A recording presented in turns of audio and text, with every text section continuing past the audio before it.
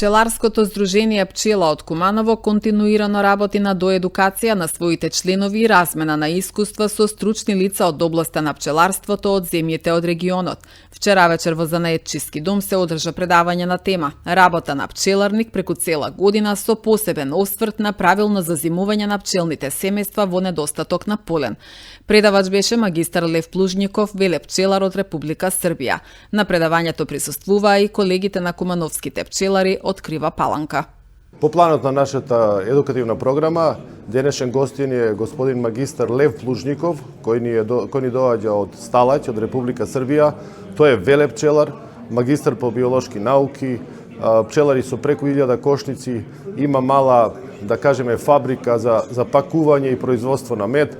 Ние како здружение 2021 година, после короната, бевме гости кај него, нашето здружение, со еден полн автобус, убаво видовме све како се работи и најбитно од се што останавме пријатели.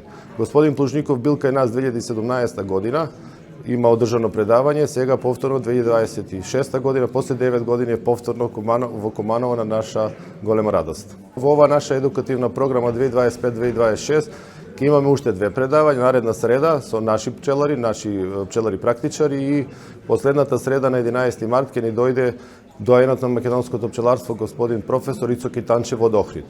На 12 март заминуваме за Словенија на едукативна екскурзија која ќе трае 4 дена, ќе посетиме преубави места, пчеларски гости ќе видиме на Пчеларскиот сојуз на Словенија.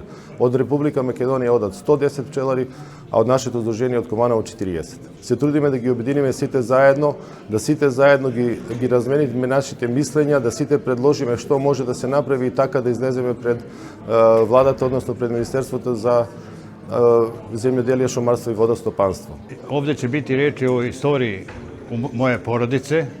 Govorit ću nešto o polenom prahu i korist polenog praha kroz letnji razvoj i uzimljavanje pčelinjih društava. A u svakom slučaju da će biti mesta i za pitanja i odgovore. U svakom slučaju da dugo pčelarim sa većim brojem košnica na našem terenu, u smislu da ima sad oko 600-700, znači bilo je i preko 1000. Radili smo na tome da što manje rada uložimo po pojedinačnoj košnici, a da imamo odgovarajući prihod praktično od čega možemo da živimo. Znači, moja porodica živi od 65. godine, kao jedini izvor prihoda su pčele, praktično mi smo profesionalni pčelari. Kad je Srbija u pitanju, javlja se jedan malo teži moment za pčelara, a to je da nema dovoljno meda u zadnjih 5-6 godina, zbog klime ili zbog nekih sličnih dešavanja što ima. Makedonija nije imala kišu, recimo, u prethodnim godinama, ali zato je ova godina, 27. interesantna po kišnik.